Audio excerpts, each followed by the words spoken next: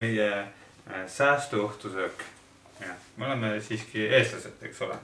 Meil on raha priisata. Nii. Minu arust on väga põnev.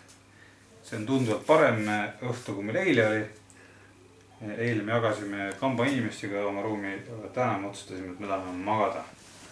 Ja nüüd magame ennast sodiks.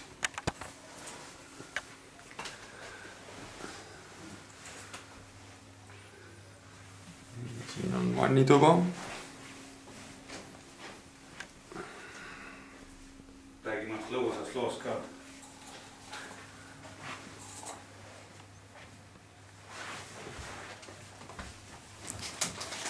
Tahtsin mainida, et siin Hispaanias saab marra hästi Wi-Fisse. Et kui täna võtad läpaka lahti suvalises kohas, kus pingi peal istud, laks kohe Wi-Fis, otsid kõik kohad üles, mis vaja.